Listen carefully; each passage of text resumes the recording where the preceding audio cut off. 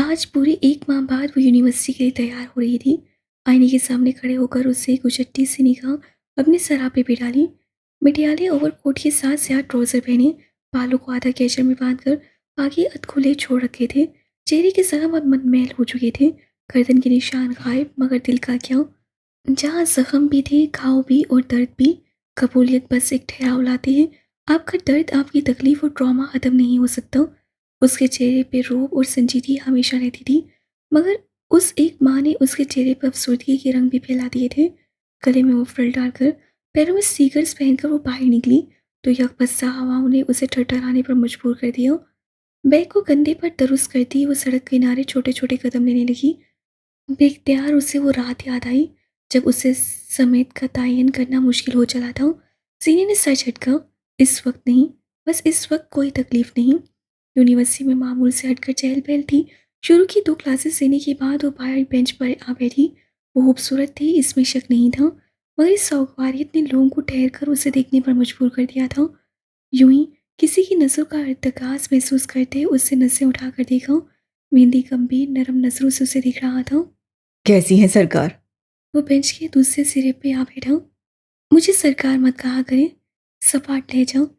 ठीक है फिर, जो हुक्म आलीजा। मुझे आलिजा भी मत कहा करें। ओके फिर मुहतरमा, हाकिम साहिबा।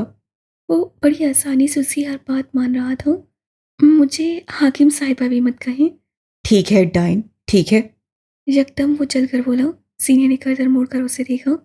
मेरी को हालात की संजीदगी का अदराक हो चुका था। उससे मुंह पे उंगली रख ली। थोड़ी देर खामोशी की नजर हुई। वे मेरी ने गला खंगार कर उसे पुकारा। तुम ठीक हो? आप ये सब पूछने वाले कोई नहीं, टका सा जवाब। मेरी ने गहरी सांस भरी, उठ खड़ा हुआ। 5 मिनट बाद एक इंटरनेशनल सेमिनार शुरू होने वाला है, औरतों के हकूक और तलाक के बाद मसाइल पे। आज मैं बात करने वाला हूँ। मैं हॉल में तुम्हारा इंतज़ार करूँगा। वो बोल कर रुका। उसे सीने की जानिब से कुछ कहे जाने की उम्मीद थी। वो कुछ न बोली, तो मेरी छोटे छोटे कदम लेता उसकी नज़रों से ओझल हो गया। जीने को कोफ्त हुई, क्या वो थोड़ी देर बैठ नहीं सकता था? करीबन 2 घंटे बाद बस स्टैंड पर बैठी सीनिया को कोई अपनी तरफ आता दिखाई दिया। मेरी के चेहरे पे हल्का सा शिकवा था। बस स्टैंड पे बस उनके अलावा 2 ही और लोग थे। बस आने में काफ़ी वक्त था, और वो ये वक्त मेरी के साथ नहीं गुजारना चाहती थी। सो बैग उठा के आगे की तरफ बढ़ने लगी। मैंने तुम्हारा इंतज़ार किया था, तुम्हें आना चाहिए था। वो उसके हक में कदम उठाते हुए आ रहा था। हर बात पे जिद और अना अच्छी नहीं होती। मैं वहाँ तुम्हें तुम्हारे फ़ायदे के लिए बुला रहा था। शादीशुदा ज़िंदगी में बहुत सारे मसाइल आते रहते हैं। तुम उसे लगा शायद जीनिया और उसके शोर के दरमियान कुछ मसाइल हैं। अपनी बकवास बंद करो मेरी गंभीर। सड़क के बीचों बीच खड़ी सीनिया हाकिम जोर से चीख पड़ी थी। उसके चेहरे पे भरमी थी, आंखें सुर्ख अंगारा हो रही थी। जानना चाहते हो मैं क्यों नहीं आई? क्योंकि तुम झूठे हो, तुम मुकर करते हो, फरेबकार हो तुम।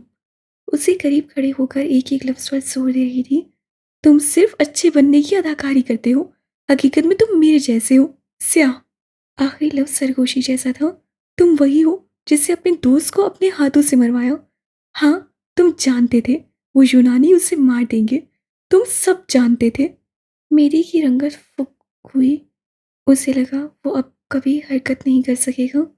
मैं नहीं आई क्योंकि तुम स्टेज पे खड़े होकर झूठ बोलते हो, क्योंकि तुम मक्कार हो, तुम वो तबाही के दाने पे हो, और तुम हमें बचाना चाहते हो।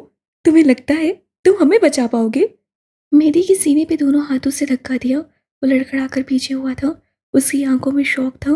ये वो सीनिया नहीं थी। तुमने कहा था बाउंड्री बनाओ, मैंने बनाई थी। ये गुस्सा नहीं था, यहाँ उसके लहजे में गर्व था। तुमने कहा था कबूलियत के दर्जे पे आओ, मैं आई थी। लेकिन मेरे अंदर की तकलीफ अब भी वैसी है। मेरा दिल अब भी टूटा हुआ है। मैं हील नहीं हुई। उसकी आंखों से आंसू बहने लगे। आजकल वो बात बेबात यूं ही रोने लग जाती थी। तुम कहते हो मैं तुम्हें सुनने आऊं? क्यों आऊं मैं? तुम मक्कार हो, झूठे हो। मैंने आज तक तुमसे बड़ा कोई झूठा नहीं देखा। तुम।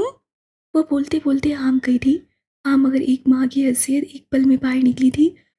दिल पे बड़ा बोझ हल्का हो गया। एक माह बाद उसे लगा था कि उसका भी कोई वजूद है। मेरी की आंखों में फिक्रमंदी थी। मैं तुम्हें समझ सकता हूँ। तुम मुझे नहीं समझ सकते, क्योंकि तुम्हारी कभी तलाक नहीं हुई। अल्फाज से ये क्या, मेरी अपनी जगह जामद हो गया। तुम कभी भी कुछ भी नहीं समझ सकते। मेरे शोहर ने दूसरी शादी कर ली। तुम समझ सकते हो, कोई तुम्हें छोड़कर किसी दूसरे को चुन ले। तुम तीसरे का दर्द जानते हो। मेरी सुन हो गया। उसे बेख्तियार अनीसा याद आई, उसे रिजेक्शन याद आई, उसे अपने दिल में टीसे उठती महसूस हुई।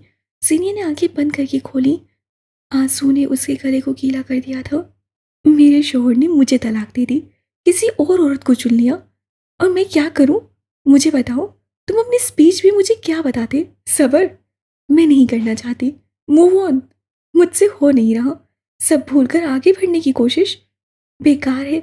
बताओ मेहंदी कम्बी, क्या है तुम्हारे पास मेरे लिए? क्या है जो मेरी तकलीफ को कम कर सके? मैं इस वक्त तबाही के धाने पे हूँ। क्या तुम मुझे वापसी की राह बता सकते हो? वो हिचकियाँ ले लेकर रो रही थी। मेरी अब तक तलाक लफ्ज़ को प्रोसेस नहीं कर सका था। धानों का एक अलमिया होता है जीनिया हाकिम। मेरी का बर्फ लहजा उसके कानों से टकराया। वहाँ आप तन्हा होते हैं, अकेले, बेबस। वापसी की राह आप ही जानते हैं, क्योंकि वहाँ जाने वाले आप थे। धाने के आगे की गहराई से भी सिर्फ आप वाकिफ होते हैं, क्योंकि वहाँ आपकी ही नज़र होती है। तुम्हारी वापसी का तयन तुम्हारे अपने कदम करेंगे। यहाँ मेरी गंभीर तुम्हारी कोई मदद नहीं कर सकता। वो एक पल को रुका, जिस तरह तुमने मेरी मदद नहीं की थी। और फिर वो चला गया था। सीनिया उसे जाते हुए देखती रही। मेरी खुद को एक पिछले मंजर में देख रहा था, उसका धाना और उसकी वापसी। क्या तुम भी देखना चाहोगे? आज से 17 दिन पहले, 15 नवंबर, रात 8 बजे, शाहाना से शादी हॉल की सारी लाइट्स ऑन थी। फ्लोर से लेकर छत तक, खाने से लेकर सजावट तक, गर्ल्स के हर शय पर पैसा पानी की तरह बहाया गया था। सड़क पर लिबास पहने खवातीन और मर्द यहाँ से वहाँ आते जाते दिखाई दे रहे थे। सफ़ेद पर्दे से ढकी एक चकोर मेज के गिर्द गंभीर बैठे थे। स्याह शलवार कमीज के ऊपर स्याही कोट पहनी गैस, स्याह 3 पीस वाला मेहंदी और स्याह शलवार कमीज वाले मकसूद गंभीर, जो कि हर मिलने वाले को मुख्तसर जवाब दे रहे थे। गर्दन में कोया सरिया फिट था। ये मेहंदी की बेस्ट फ्रेंड और गंभीर खानदान की फैमिली फ्रेंड की शादी थी, वरना इतने सारे गंभीर शासर और नादर ही एक जगह जमा होते हैं। बख्तियार अनीसा के रिश्ते की बात चला रहा है। तुम्हें क्या लगता है वो ऐसा क्यों कर रहा है? मकसूद ने कहते हुए सिगार को शोला दिखाया था। मेरी की उंगलियों को शिद्दत से तलब हुई। प्रेशर डाल रहे हैं चचा। उन्हें लगता है वो इस तरह मुझे मना लेंगे। वो रुका, एक नज़र मेहंदी के सुर्ख होते चेहरे को देखा। मेहदी की मंगेतर से शादी करने के लिए। वो महसूस कुन अंदाज से बोला था। मेहंदी ने जबड़े भींच लिए, कैसे सिगार लबों में दबाया और मकसूद की तरफ आगे को हुआ। तुम्हारे पास कोई हल होगा, या फिर हम यूं ही ऐरे गैरों को अपने घर की औरत दिखाते रहेंगे? सपाट अंदाज में कहते हुए उन्होंने गैस के लबों में दबे सिगार को लाइटर की मदद से जलाया, उससे कश लिया और धुएं का एक मरगोला सा फिजा में छोड़ दिया। मेहंदी उसे देखता रहा। मैं सोच सोच कर थक गया हूँ। उन्हें करने तो जो करते हैं, भला मैं क्या कर सकता हूँ? उसे मासूमे से कंधे उचकाए। क्या मतलब है, मैं क्या कर सकता हूँ? तुम अनीसा को दूसरे मुल्क भेज दो, उसे किसी काम में लगा दो, उसे पैसे दो, कारोबार दे दो, ताकि उसका ध्यान उन सब चीज़ों से हट जाए। उसका मुस्तकबिल बन जाएगा। वो उसे छोड़ चुकी थी, मगर मेहंदी उसका अच्छा सोचने पे बेबस था। देख रहे हैं चचा, आशिक साहब के जले हुए दिल से अब तक चिंगारियां निकल रही हैं। कैस मुस्कुरा कर बोला। मकसूद मगर नहीं मुस्कुराए। मेहंदी ने पहलू बदला। तुम उसे कुछ पैसे दे दो, हमारे पास पैसों की कमी तो नहीं। पैसे दे दूं? क्यों? मेरे बाप ने जुआ खेलकर कमाया था, ये चर्च बेचकर। वो आगे को हुआ, संजीदगी से मेहंदी को देखा। जिस दिन औरत को माली मुख्तारी मिल गई, उसी दिन वो मर्द को जूती के नीचे रखेगी। औरत चाहे माने या ना माने, आसाइश जात से उसे इश्क है, और जो मर्द उसे ये सब देगा, उससे मोहब्बत। जिस दिन वो खुद को खुद आसाइशात देने लगी, वो औरत नहीं रहेगी, बला बन जाएगी। बलाओं से मुकाबले कठिन होते हैं। क्या औरत मुकाबला करने वाली चीज़ है? मेहंदी को तासुब हुआ। ना कमतर ना ऊंची, लेकिन उसका अपना भी एक मुकाम होता है। उसे दे देने में इतनी हिचकिचाहट क्यों? क्योंकि औरत लालची है। उसे उसका असली मुकाम दोगे तो ज़्यादा की ख्वाहिश करेगी। जो मर्द उसके सामने नरम पड़ा, उसे गुलाम समझ लेगी। टेढ़ी मखलूक है, उसके साथ टेढ़ा बनना पड़ता है। उसे कहकर सिगार की कश लिए फिजा धुआं धुआं होने लगी। औरत मर्द की पसली से बनी है। जोर दोगे तो टूट जाएगी, नरमी बरतोगे तो जैसे चाहोगे उसी रंग में ढल जाएगी। मेरी मिसर वो कैसे सिगार को फ्लोर पे फेंक दिया और जूते से मसल कर बुझाया। मेरे नज़दीक औरत की इतनी औकात नहीं कि मैं उन पर लेक्चर सुनूं। और जिस मर्द को ये लगता है कि औरत नरमी और मोहब्बत से सुधर सकती है, वो दुनिया का सबसे बड़ा बेवकूफ़ है, या फिर मर्द ही नहीं। मकसूद चचा का फेवरेट काम था। अपने घर के लोगों को आपस में लड़वा देना और फिर बाजू सीने पे बांध कर तमाशा देखना, बस एक पॉपकॉर्न की कमी थी। क्या पता कि तुम्हारी इतनी औकात ना हो कि तुम औरतों के बारे में बात कर सको। तंजिया से मुस्कुराहट उसकी तरफ उछालता मेहदी उठ खड़ा हुआ, गैस खामोश रहा। आजकल मेहदी उसके सामने बोलने लगा था। कौन था जो उसे ये हिम्मत दे रहा था? उसकी नज़रें कई पल मेहदी का ताक़ुब करती रहीं। 17 नवंबर, रात 9 बजे। हॉल के अगले हिस्से में रोशनियों की शिद्दत ज़रा कम थी। यहाँ स्टाफ के लिए चेंजिंग रूम और सस्ताने को जगह थी। स्या 3 पीस वाला मेहदी इस वक्त उस झंड में कोट बाजू पे डाले सफ़ेद शर्ट में मलबूस खड़ा था। लबों में सिगरेट दबा था और हाथ में लाइटर। हवा के फड़फड़ाते थपेड़े लाइटर को बार बार बुझा देते थे। यकदम किसी ने उसके लबों में दबे सिगरेट को लाइटर की मदद से आग का शोला दिखाया। सिगरेट जल गया था। मेहदी ने शुक्रिया कहने को गर्दन उठाई और फिर वो सांस नहीं ले सका। उसके सामने जायशा खड़ी थी, सफ़ेद काफ्तान में मलबूस, बालों की छोटी छोटी चोटियां बनाए, कानों में बड़े बड़े पत्थर और गले में हीरो का हार था। तो बिलाखिर तुम मुझे मारने आ ही गई। मेरी हंस पड़ा, गोया सारे खौफ साइल हो चुके थे। आओ बैठकर बात करते हैं जे। वो उसे लिए आगे बढ़ गया।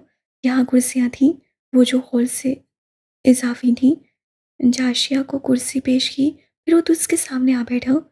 इस मेहदी में कुछ था, कुछ निडर सा। कहा ना, वो अनदेखी से खौफजदा था।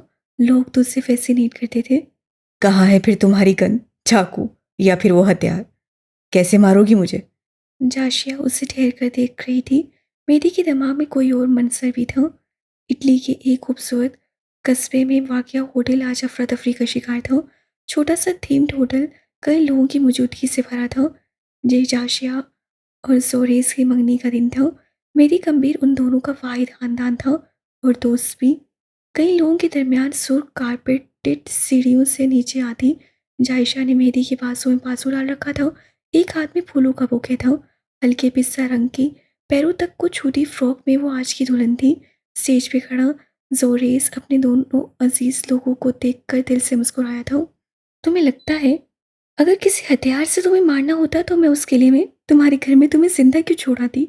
मेरी उससे बेनियाज गर्दन पीछे की तरफ गिराए, सिगरेट के धुएं फिजा में उड़ा रहा था। नीम अंधेरे में गर्दन पीछे को ढलकाए, फिजा में धुएं बुलंद करता ये शख्स पूरी सरार था। तुम लफ्जों में अच्छे हो ना मेरी, वो आगे कोई। मैं तुम्हें लफ्जों से मार दूंगी, तुम्हारे अपने लफ्जों से। उससे बैग से मोबाइल निकाला और उस पर उंगलियां चलाई। मेरी के नंबर पे मैसेज चुन बजी। पॉकेट से मोबाइल निकालते हुए उसके चेहरे पे हैरानी थी, लेकिन जो मंजर उससे भेजी गई वीडियो में देखा था वो उसकी रूह फना कर देने को काफ़ी था। वीडियो में एक लड़की थी जिसे मेरी गंभीर बार बार तंग कर रहा था। वो बार बार उसका दिया फूलों का बुके वापस कर रही थी, मगर वो तो जैसे ठीक बन गया था। वो बार बार उसका हाथ पकड़ रहा था, उसके सामने आकर मिन्नत कर रहा था। लड़की खौफजदा होने लगी थी, फिर यकदम वो फूट फूट कर रोने लगी थी। साफ जाहिर था वो हरेसमेंट विक्टिम है। मेरी बार बार उसे यही अल्फाज कहता था। जी हाँ, मैं मोहब्बत करता हूँ तुमसे। प्लीज़ मेरी बात मान लो, मुझे कबूल कर लो। अगले चंद सेकंड से मेरी उसका हाथ पकड़े वहां से जाता हुआ दिखाई दिया। लड़की बुरी तरह रो रही थी। स्क्रीन तारीख हुई। अगर तुम नजर उठाकर मेरी को देखो तो उसका चेहरा ज्यादा तारीख था। लोग कातिल को भूल जाते हैं जैसे हमारा सारा ग्रुप तुम्हें भूल गया। लोग चोर को भूल जाते हैं जैसे जोरेस को भूल गए। वो आगे को हुई, मेरी एक कान के पास झुकी।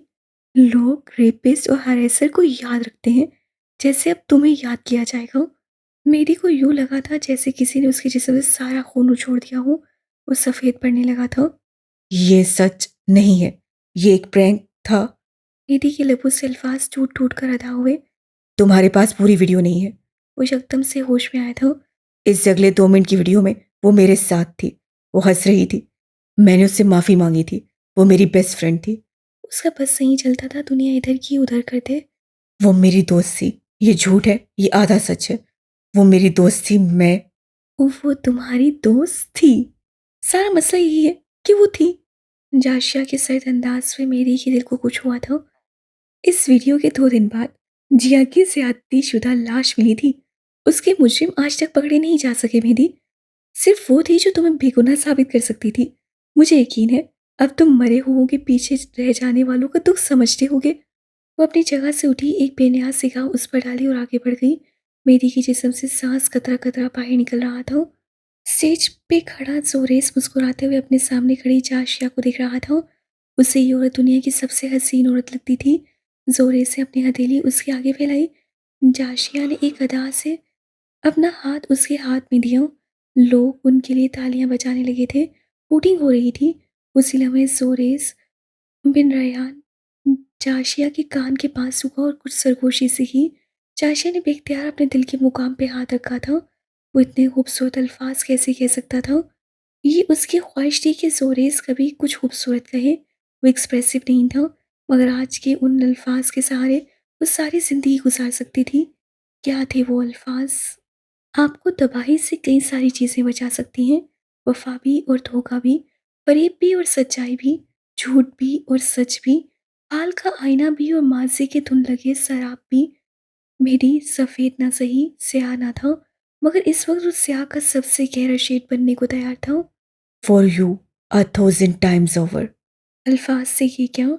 जाशिया का सारा बदन जंजीर हो गया। एक सरसराते झोंके ने उसे बर्फ कर दिया था। वो बेयकीनी से मेरी की जाने मुड़ी। वो आंखों में वही नरम तासुर लिए खड़ा था, हमारा मासूम मेहदी। जोरेस ने मरते वक्त मुझे यही अल्फाज कहे थे और कहा था अगर कोई मेरे पीछे आए तो मैं उसके सामने ये अल्फाज दोहरा दूं। शायद वो जानता था तुम आओगी। जाशिया सांस लेने सकी। वो खड़े खड़े नमक का मुजस्मा बन गई थी। कम वक्त मेरी से इस समय नफरत होती थी। वो किसी मरे हुए शख्स पे सियासत कर रहा था। अपनी मंगनी के दिन उसने तुम्हारे कान में यही अल्फाज कहे थे ना। वो इतनी जोर से मुड़ी कि गर्दन चटकने की आवाज़ आई थी। तुम तुम कैसे जानते हो? उसकी आवाज़ कहीं दूर से आई थी। क्योंकि उसने ये अल्फाज सिर्फ दो ही लोगों से कहे थे। एक तुम थी, दूसरा मैं। जोरेस मेरी वजह से नहीं, मेरे लिए ही मरा था। तुम चाहो तो उसकी आखिरी कुर्बानी को ज़ाया कर दो। तुम आज़ाद हो। वो कहकर चला गया था। जाशिया घुटनों के बल जमीन पर बैठ गई। उसे अपने आसपास सन्नाटा सा महसूस हुआ। दूर जाते मेहदी के ज़हन में एक और मंजर था। होटल रूम में यहाँ से वहाँ चक्कर काटते जोरेस का बाजू पकड़कर मेहदी ने उसे एक जगह बैठा चुका था। भाई मसला क्या है? मुझे जायशा को कुछ अच्छा सा कहना है, कुछ ऐसा जो उसे बहुत खुश कर दे। लेकिन तुम जानते हो मैं एक्सप्रेसिव नहीं हूँ। हल्की से बोला तो मेहदी मुस्कुराया। उसे जोरेस के कान के पास झुककर चंद अल्फाज कहे और जोरेस की खुशी देखने लायक थी। अगले चंद मिनटों में वो ये अल्फाज जायशा को कह रहा था। ये अल्फाज उसके एहसासात को जुबान देते थे। ये परफेक्ट थे। दूर जाते हुए मेरी के चेहरे पे गिल था। वो लफ्ज़ों की हेर फेर कर रहा था। वो जाशिया को तस्वीर का अलग रुख दिखा रहा था। वो लफ्ज़ों के साथ अच्छा था और आपका टैलेंट आपको हर तबाही से बचा सकता है। तारीकी से रोशनियों से भरे हॉल की तरफ जाते हुए उसे यकीन था जाशिया का बाप अब बंद हो चुका है, मगर उसका दिल भारी हो चुका था। उसके अमाल नामों में एक अदद स्याह पन्ने का इजाफा हो चुका था, मगर वो तबाही के थाने से जिंदा सालिम बचाया था। मौजूदा दिन 1 दिसंबर, आधी छुट्टी का वक्त था। गवादर गर्ल्स कॉलेज की लड़कियां कैंटीन में बैठी बर्गर और चाट के साथ इंसाफ करती दिखाई दे रही थीं। उन्हीं लड़कियों में गूंज भी थी। प्लास्टिक की सुर्ख मेज के गिर्द नीली कुर्सियां रखी थीं और उन्हीं कुर्सियों पर लड़कियों के टोले बैठे थे। हम 2 माह बाद कराची जा रहे हैं, गूंज तुम भी साथ चलो ना। सोने की पेशकश पर जहाँ वो गड़बड़ाई थी, वहीं उसे अंदाजा हुआ कि वो यहाँ मिसफिट है। फरिया, फरहीन, कूंज और सोनिया, आजकल वो चारों कॉलेज का हॉट टॉपिक थीं। अपनी पिछली दोस्तियों से कूंज हाकिम उस एक माह में किनारा कर चुकी थी। वो सादा और मासूम सी लड़कियां थीं और कूंज के साथ पिछले कई वक्त से थीं और कूंज को अपनी पिछली सारी जिंदगी छूट लगती थी। दवाई के दाने से बचकर आने की एक और तदबीर भी होती है। यूँ महसूस कर लें जैसे कुछ हुआ ही नहीं। खुद को खुशियों के एक फर्जी बुलबुले में कैद कर लें और ये गुमान रखें कि आपके गिर्द हिफाजती दीवारें बन चुकी हैं और कूंज इसी पे अमल कर रही थी। मैं तुम्हारे साथ कैसे जा सकती हूँ? अब्बा इजाज़त नहीं देंगे। उसे कहते साथ कोल्ड ड्रिंक का लंबा घूंट लिया। वो अपनी घबराहट छुपाना चाह रही थी। कूंज, हर बात अम्मा अब्बा की मर्जी से नहीं करते। तुमने बताया था ना कि नबीला बाजी कराची जा रही हैं, तो उनके साथ चली जाओ। अच्छी खासी सलाम दुआ तो है। अबला मेरा गला दबा देंगे। तुम लोग जाओ ना, मेरा जाना ज़रूरी तो नहीं है। उससे मौजू बदलना चाहूँ। तुम्हारा जाना ही तो सबसे ज़्यादा ज़रूरी है। पर यह मायने हेजी से बोली, फिर आगे को होकर अपनी आवाज़ सरगोशी जितनी हल्की कर ली। कराची के सबसे बड़े अस्पताल में मेरे अंकल डॉक्टर हैं। जानती हो उन्होंने मुझे क्या बताया है? उन्होंने बताया है कि अब उनके अस्पताल में एक ऐसे डिपार्टमेंट का इजाफा हुआ है जो लोगों को खूबसूरत बना देते हैं। क्या तुम्हें खूबसूरत नहीं बनना? मैं अपनी नकोश से खुश हूँ। मैं उन्हें बदलना नहीं चाहती। पर ये अगर जी चाह अपना सर पीट ले। कौन कह रहा है कि नकोश बदलो? देखो, हम अपनी चीज़ों को मॉडिफाई तो करते रहते हैं ना। और ये ज़रूरी भी है कि अपनी स्किन जिस्म का ख्याल रखा जाए, है कि नहीं?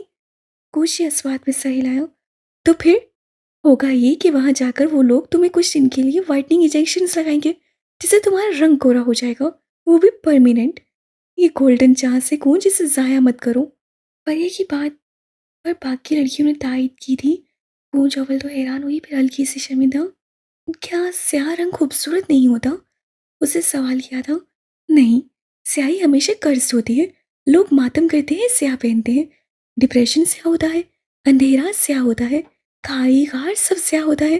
क्या तुमने कभी स्याही को खूबसूरत देखा है? पूछ का दिल थक से रह गया। वो कुछ ना बोली तो सोनिया आगे को हुई। फिर क्या इरादा है, हमारे साथ चलोगी? मैं तुम्हारी फीस भी कम करवा दूंगी। मुझे सोचने के लिए वक्त चाहिए। वो बस इतना कह सकी और अपनी जगह से उठ आई। निस्बतन ने काली गोशे में आकर उससे बेगम को कॉल मिलाई। बेल जा रही थी। यहाँ से दूर यूनिवर्सिटी के गेट से निकलते बेगम का फ़ोन बजा तो वो रुक गया। अपने दोस्तों को आगे चलने का इशारा किया और खुद एक तरफ आकर खड़ा हुआ। आई एम सॉरी, मैं जानती हूँ इस वक्त तुम यूनी में होगे। मैं बस। कोई बात नहीं, क्या हुआ बताओ। जवाबन वो नरमी से बोला था। कूच का गला रुंध सा गया। क्या स्याही हमेशा कर्ज होती है? क्या मैं खूबसूरत नहीं हूँ? बेगम उसकी बात सुनकर चंद पल के लिए खामोश हो गया। स्याही का तो पता नहीं, लेकिन तुम तो ब्लेसिंग हो। वो मुस्कुराकर बोला। उसकी मुस्कुराहट बताती थी कि रोआबित गहरे हो चुके हैं। वो दोनों पिछले एक माह से राब्ते में थे। दिन में मैसेजेस और रात को फजर तक चलती कॉल्स। बेगम के गिरते ग्रेड्स और खोज की आंखों के हल्के बताते थे कि उन दोनों के दरमियान कितनी नज़दीकियाँ आ चुकी हैं। क्या मैं खूबसूरत नहीं हूँ? क्या तुम्हें मेरा रंग बुरा लगता है? मुझे क्यों बुरा लगेगा? मेरे लिए तो तुम सबसे ज्यादा खूबसूरत हो। क्या किसी ने कुछ कहा है? वो एकदम फिक्रमंद हुआ। खोज के दिल से बहुत सिरकने लगा। नहीं, किसी ने कुछ नहीं कहा। मैं बस वैसे ही, बस दिल किया कि तुम्हें कॉल कर लूं। जेखम मुस्कुराया था। चंद ही दिनों में वो उसके दिल में जगह बना चुकी थी। वो जो अपन उसे कुछ कह रहा था, खून छींप कर मुस्कुरा दी। टीनेज से लेकर 20 की दाई में वो अरसा होता है जहाँ लड़का लड़की को ऑपोजिट जेंडर से तवज्जो चाहिए होती है। तवज्जो का चाहना बुरा नहीं होता। खुद का चाह जाना किसी इंसान के लिए नहीं होता। अपनी परवाह करने वाले होने का सोचना गलत नहीं होता। एहसासात पे किसी का इख्तियार नहीं होता। बढ़ते हुए कदम रोक लेने ये ज़रूर होता है। कुछ ही कदम ऐसे बढ़े थे कि अब शायद वापसी मुमकिन नहीं थी। हॉस्टल वापस आकर वो सीधा अपने कमरे में आई थी। अलमारी से कपड़े निकाल निकाल कर बैग में रखते हुए उसका चेहरा सपाट था। हाथ में कान की अंदाज में हरकत कर रहे थे। दरवाज़ा बगैर दस्तक के खुला। सीनियर ने मुड़कर नहीं देखा। बावकार सी चाप करीब आती गई, यहाँ तक कि उसके बिल्कुल अक में। जानती हूँ, यहाँ से जाने के लिए तुम्हें मेरी इजाज़त दरकार है। मैं पहले ही आपकी साख को बहुत डैमेज कर चुकी हूँ। आप अच्छी हैं, मैं आपकी शुक्रगुजार हूँ। लेकिन अब मज़ीद आपको तकलीफ़ नहीं दूँगी। मैं गवादर वापस जा रही हूँ। उसका लहजा अब भी सपाट था। पूरे 1 माह की पढ़ाई ज़ाया कर चुकी हो, अब मज़ीद कितनी करोगी? वो खामोशी से बेड पर बैठ गई। ज़ीनह के दिल में होक सी उठी थी, पर आज ने किस बुरी तरह उसके ख्वाब रौंदे थे। जो ज़ाया होना था हो गया है। मज़ीद हुआ तो कोई फ़र्क नहीं पड़ेगा। मैं कुछ वक़्त के लिए अपने घर जाऊँगी और वापसी पे अपने रहने के लिए कोई और जगह ढूँढ लूँगी। मेरी वजह से आपको फ़िक्र करने की ज़रूरत नहीं है। क्या तुम वाक़ई खुद को इतना अज़ीम समझती हो ज़ीनिया हाकिम नवाब? बूढ़ा लहजा समाना शनाज़ सा। तुम्हें वाक़ई लगता है तुम्हारे ये फ़रार मेरे लिए है? ज़ीनिया की हरकत करते हाथ थम गए। तुम जा रही हो क्योंकि तुम यहाँ किसी से नज़र नहीं मिलाना चाहती। तुम्हें लगता है हर कोई तुम्हारा मजाक उड़ाएगा। मैं समझ सकती हूँ, जब तबाही हमारे अंदर हो तो फिर सारी दुनिया सामीन नहीं लगती है। इंसान की साइकी है। अगर उससे कुछ हुआ हो या उसके साथ कुछ हुआ हो तो उसके दिल के अंदर एक चोर आ जाता है जो उसे बताता है कि सारी दुनिया उसी की बात कर रही है, सारी नजरें उसी पे तो है। हालांकि ऐसा नहीं होता। वो अपनी जगह से उठी, सीनियर का बाजू पकड़कर उसे बेलकोनी के करीब लाई। यहाँ से सड़क नजर आती थी। अगर दाएं जानिब झांको तो हॉस्टल का लॉन भी। See, it's like just another day. कुछ भी नहीं बदला सीनियर। जो बदला है तुम्हारे अंदर बदला है। लोग भूल जाते हैं, उन्हें हम याद दिलाते हैं। हमारे अंदर का गिल्ट, हमारा बार बार का जिक्र, हमारी अदम तवज्जी, हमारा फरार, ये सब उन्हें याद दिलाता है कि हमारे साथ कुछ बुरा हो चुका है, वरना हम किसी के लिए इतने अहम नहीं है कि कोई हमें कई हफ्ते और महीने याद करता रहे। जीनिया यकटक लॉन में बैठी लड़कियों को देख रही थी। उन्हें कहाँ परवाह थी किसी जीनिया की। मुझे जब घर से निकाला गया था, तब मेरे लिए कोई नहीं आया था। तुम खुद के साथ बेरहम मत बनो। उन्होंने आहिस्ते से उसका कंधा थपका। क्या आप मुझे कर्ज नहीं समझती? और अगर नहीं, तो उस रात आपने मुझे थप्पड़ क्यों मारा था? जीनिया मुड़ी नहीं। वो अब भी बाहर देख रही थी। कई लम्हे अफरोज़ा बेगम की आवाज़ से निकल सकी, क्योंकि अगर कई साल पहले कोई मुझे थप्पड़ मार देता, तो मैं हकीकत तस्लीम कर लेती। मैं आज भी ग्रीव के पहले दर्जे पे ना अटकी होती। जीनिया ने मुड़कर उन्हें देखा। उनकी आंखें सुर्ख पड़ रही थीं। उस रोज़ मुझे तुम्हारी फिक्र थी। मैंने मेहदी से तुम्हारी खातिर मदद मांगी। मैं पुलिस को इन्वॉल्व कर सकती थी। मैं तुम्हारे भाई और शोहर को कॉल कर सकती थी, लेकिन मैंने नहीं की। मेहदी ने मुझे बताया था कि तुम ट्रॉमेटिक हो। मैं बस तुम्हें होश में लाना चाहती थी, ताकि मुझसे ना सही, मेहदी से ना सही, शेजल से सब कह दो। जीनिया खामोशी सुने देखती रही। उसे अब उनकी सच्चाई और अच्छाई का इतबार नहीं था। वक्त लो, हालात से लड़ो, खड़े होना सीखो, वो कहकर बाहर निकल गई। उसी लम्हे जीनिया का मोबाइल जोर जोर से थरथराने लगा। वो सुसरोई से चलती हुई आई और मोबाइल उठाकर देखा। अब्बा कॉलिंग। जीनिया जहाँ थी वहीं थम गई। वो अब्बा से बात क्या करेगी, और अब्बा उससे कॉल क्यों कर रहे थे? वो जब सामने होते थे, उनकी बात तो तब भी ज़रूरत की तहरी होती थी। फ़ोन बज बज कर थक गया। जीनिया धीरे से बेड के साथ लगती ज़मीन पर बैठ गई। कॉल दोबारा आने लगी थी। अब के उससे मरे मरे हाथों से फ़ोन अटेंड किया। हेलो, क्या हाल है? मैं ठीक हूँ, आपका क्या हाल है? उससे अटक-अटक कर जुमला मुकम्मल किया। आंखें पता नहीं क्यों भर आई थीं। अब्बा उसके पास बैठे नरमी से बात करें, ये तो उसकी वो ख्वाहिश थी जिसका इज़हार उससे कभी खुद से भी नहीं किया था। बलाट से बात होती है। उसकी कॉल आई थी मुझे। कह रहा था तुम ठीक से बात नहीं करती। अब्बा बज़ाहिर सरसरी सा लहजा अपनाए हुए थे, मगर सीनिया को अपनी रीढ़ की हड्डी में सनसनी सी महसूस हुई।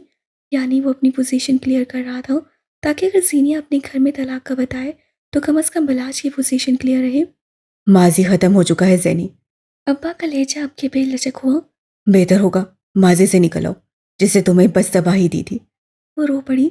अब के आंसुओं पे बस न चला। अब्बा इतने जालिम कैसे हो सकते थे? अब जो है वो बलाज है।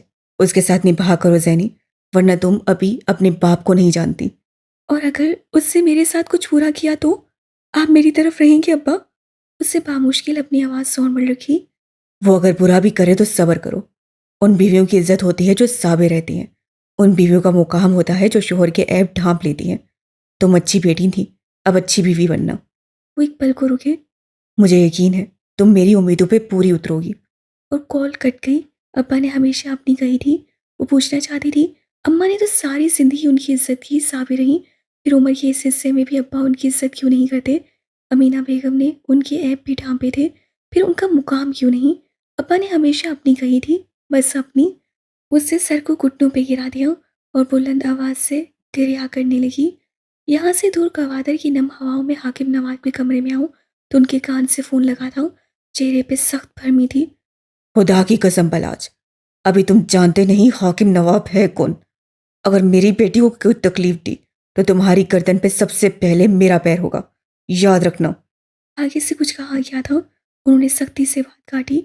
वो रो रही थी। मेरी बेटी रोती नहीं है बलाज, तुमने उसे रुलाया है। और मैं तुम्हें तन भी करता हूँ कि ये आंसू आखिरी होने चाहिए, वरना तुम मेरा असल रूप देखोगे। कॉल काट कर वो पलंग पे आ बैठे। अब के उनका चेहरा मुख्तलिफ था। वजह चेहरे पे सख्त इसराब था। वो याद करना चाहते थे उनकी बेटी आखिरी बार कब रोई थी, और ऐसा कोई वाकया उनकी याददाश्त का हिस्सा न बन सका। क्या कुछ गलत था? अगर था तो क्या? क्या वो उससे बता नहीं सकती थी कुछ हुआ है? वो पूछ भी तो सकते थे। अगली सोच ने उन्हें झुंझला कर रख दिया। सर हाथों में गिराए वो कई लम्हे सोच में गर्क रहे। बराक हनीफ का ऑफिस इस वक्त बहुत जलसा था। ऑफिस आने से लेकर अब तक वो कॉफ़ी के कई मग पी चुका था। आज की सुबह उसके लिए ताज़ा ना थी। मेज़ पे कई रंगीन पेंसिल स्केच पेंसिल्स रखी थीं। कागजात यहाँ से वहाँ बिखरे हुए थे, जबकि एक कागज़ पे बराक के हाथ मुतहर्रिक थे। सीईओ होने के साथ साथ वो खुद भी एक डिज़ाइनर था, कैसम टेक्सटाइल में आधे का हिस्सेदार। अब अगर नज़र उठाकर देखो तो दीवार के साथ रखे सोफे पे कोई भारी भरकम जसामत वाला आदमी बैठा नजर आएगा। यासीन लाखानी नामी वो आदमी शेज़ल का बॉस था। यासीन साहब, आप जानते हैं मैंने आपकी फ़र्म को क्यों मुंतखब किया था? वो मुनहमिक सा अपना काम करते हुए पूछ रहा था। यासीन की ज़ुबान तालों से चिपकी हुई थी। बराक हनीफ एक बड़ा आदमी था। यहाँ छोड़ो, सारे मुल्क के लोग उसे जानते थे और उसी बराक हनीफ के लिए काम करना एक एहसास था। मैंने सोचा नई फ़र्म है, मगर नई होकर भी बुलंदियों की तरफ जा रही है, तो क्यों ना मैं इनकी मदद कर दूं। जानते हैं, अपने ऑफिस डेकोर की एक तस्वीर ट्वीट करके उसके नीचे आपकी फ़र्म का नाम डाल दूं तो आप कहाँ से कहाँ पहुंच सकते हैं। वज़ाहिर बेनियाज सहजा मुतहरिक हाथ, मगर कुछ था जो माहौल को अकवर्ड किए हुए था। सर, क्या हमसे कोई गलती हुई है? यासीन साहब की आवाज़ हल्की थी। बराक ने सर उठाया, मुस्कुराया, वापस अपने काम पे झुक गया। आपसे गुनाह हुआ है। आप जानते हैं ना मैं किस कदर प्रोफेशनल और वक्त का पाबंद इंसान हूँ। मैं उन लोगों की कदर करता हूँ जो काम और वक्त की कदर करते हैं, लेकिन आपने मेरे लिए जो टीम भेजी वो सबसे गैर प्रोफेशनल थी। यासीन साहब को हैरत का झटका लगा था। कम से कम शेज़ल सैमसन के बारे में कभी उन्होंने ये नहीं सुना था। आपकी भेजी हुई टीम 15 रोज से बगैर किसी इत्तला के छुट्टी पे है। आप मुझे बताएं, क्या मैं आपके गैर प्रोफेशनल रवैये को ट्विटर पे फैला सकता हूँ? सर प्लीज़ मेरी बात सुन लें। ज़रूर कोई गलत फहमी हुई होगी। मुझे एक बार मेरी टीम से बात करने दें। मैं उसकी बात बीच में रह गई। दरवाजे पे होने वाली दस्तक ने उसका ध्यान अपनी जानिब मबसूल करवाया। पराग ने खुशदिली से इजाज़त दी। अदबने डिज़ाइन को छोड़कर उसकी नज़र दरवाजे पर टिक गई। अब शुरू हुआ था असल खेल। मखमली स्याह काफ्तान के साथ सुर्ख रंग का स्टोल लिए, बालों को क्लिप लगाकर बैंग्स आगे रखे और हल्के से मेकअप में आज खूबसूरत लग रही थी। गर्दन उठा रखी थी और चेहरे पे संजीदगी थी। यासीन साहब का बस न चलता था कि उसका गला घोंट डाले। वो बगैर कोई सवाल किए आगे आई और बराक ने हाथ के इशारे से उसे बैठने को कहा। मिस शेजल साहिबा, आप 15 रोज से बगैर किसी इत्तला के छुट्टी पे हैं। क्या आप बता सकती हैं क्यों? बस चबा चबा कर बोले थे। शेज़ल की आंखों की पतलियां सिकुड़ी। मुझे बराक सर, वो जब जब सर कहती थी, बराक खोल उठता था कि सेक्रेटरी शाकरा की तरफ से कॉल मौसूल हुई थी। उन्होंने ही मुझे 15 दिन की छुट्टी दी थी। आप मेरे कॉल लॉग चेक कर सकते हैं। उसने बॉस को देखा, फिर हाथ में पकड़े मोबाइल पे उंगलियां तेज तेज चलाई। बिलाहिर एक कॉल लॉग निकाल लिया और बराक के आगे किया। बराक ने उसका मोबाइल लिया और कॉल लॉग आगे पीछे करने लगा। ज़रा देखूं तो किस किस से बातें करती है। शेज़ल ने झपट कर अपना मोबाइल वापस लिया था। यासीन साहब को उन दोनों के दरमियान टेंशन नजर आई थी। बराक ने फ़ोन उठाया और कॉल मिलाई। थोड़ी देर में उसकी सेक्रेटरी भी ऑफिस में थी। शेज़ल का मोबाइल उसके हाथ में था। लेकिन ये तो मेरा नंबर है ही नहीं, वो संजीदगी से बोली। अगर होता भी तो मिस शेज़ल, आप तब तक यकीन कैसे कर सकती हैं? आपको अपॉइंटमेंट लेटर मिला था ना? तो जब आपको छुट्टी दी जाती तब भी आपको एक कागज़ पर यकीन करना था। किसी के पर्सनल नंबर से आई कॉल पे आप कैसे यकीन कर लेती हैं? अब की शाकरा ने मासूमियत से कहा था। शेज़ल ने बराक को देखा। वो लोगों से उम्मीद नहीं रखती थी, मगर दूर कहीं उसे लगा था कि शायद बराक उसकी तरफ ठहरे। हर मुसीबत, हर मुश्किल में वो नज़र उठाकर उसे देखती ज़रूर थी, मगर कम पर नज़रें फेर लेने में माहिर था। फर्म की साख आपकी वजह से बर्बाद हो रही है मिस शेजल। आप इस बारे में कुछ कहेंगी? यासीन साहब दुरुस्ती से बोले थे। शेज़ल को बेख्तियार सुबकी का एहसास हुआ। इंतहाई गैर प्रोफेशनल बचकाना रवैया इख्तियार किया है आपने। आप ऐसा कैसे कर सकती हैं? आपको मालूम है हमारा कितना नुकसान हो सकता था। अपनी सारी जिंदगी की तुनहास से भी भरपाई नहीं कर सकती आप। अगले चंद मिनट वो उससे बहुत कुछ बोलते रहे थे। शेज़ल ने एक बार भी कहीं और नहीं देखा। वो शक बराक हनीफ की आंखों में आंखें डाले बैठी थी। अक में उसका बॉस चीखे चाहे मर जाए, कम से कम बराक की आंखों में मलामत होनी चाहिए थी, जो कि दूर दूर तक कहीं नहीं थी। आपके लिए बेहतर होगा कि आप बराक सर से अभी और इसी वक्त माफ़ी मांगे। शेज़ल ने अब के मुड़कर नहीं देखा। वो पुरसुकून थी। बराक ने कुर्सी से सर टिका लिया। बाजू सीने पे बांधे वो महसूस हुआ था। माफ़ी एक फॉर्मेलिटी होती है, अल्फाज अमल की जगह नहीं ले सकते। मैं अपनी पिछली तमाम गलतियां अमल से दुरुस्त करूंगी। बराक सर को अब मैं डील के हिसाब से आधे वक्त और रकम में काम करके दूंगी। वो रुक कर मुड़कर बराक को देखा। क्या आप लफाजी पे यकीन रखते हैं या फिर अमली मुजाहरा? जिस कदर प्रोफेशनल आप हैं, यकीन आपको दूसरा ऑप्शन दुरुस्त लगेगा, है ना? उससे आंखें पटपटाई। बराक की आंखें मुस्कुराईं। वो शेज़ल को जानता था। वो उसे, अपने बॉस को और हालात को मैनिपुलेट कर रही थी। उसे यही तो आता था। माफ़ी तलाफ़ी के बाद बॉस चले गए तो शेज़ल भी उठ खड़ी हुई। बराक ने बाजू सीने पे बांध कर तफसील से उसे देखा। यकीनन अब तुम पछता रही होगी। मर्द से अना का मुकाबला नहीं करते शेजल सैमसन। मैं ज़रूर पछताती अगर मेरा मुकाबला एक मर्द से होता, वो मुस्कुरा कर बोली, जबकि बराक ने हाथ की मुठ्ठियां भींच ली थी। चेहरा एक पल में सुर्ख पड़ा। तुम्हें मुझसे माफ़ी मांगनी होगी। वो एक एक लफ्ज़ से जोर देकर बोला, लेकिन 5 मिनट कब मैंने जो अपनी आधी पेमेंट तुम्हें अतिया कर दी, उसका क्या? बराक उठ खड़ा हुआ, अपनी जगह से घूमकर उसके सामने आया। तुम्हें आखिर गरूर किस बात का है? शेजल चंद लम्हे उसकी आंखों में देखती रही। कुछ मलामत करने को लब खोले फिर बंद कर दिए। वो जानती थी ऑफिस जाकर बॉस उसे एक बार फिर जलील करेंगे। वजह बराक हनीफ होगा। मेरे वर्किंग आवर्स ख़त्म हो चुके हैं, मुझे चलना चाहिए, सपाट अंदाज में कहती वो बाहर निकल गई। वो शदीद हर्ट और डिस्टर्ब थी, आंखें नम हुई थी, मगर वो चलती गई। उसकी प्रोफेशनल ज़िंदगी में आज तक इतनी सबकी नहीं हुई थी। ये मलामत भी बराक के नाम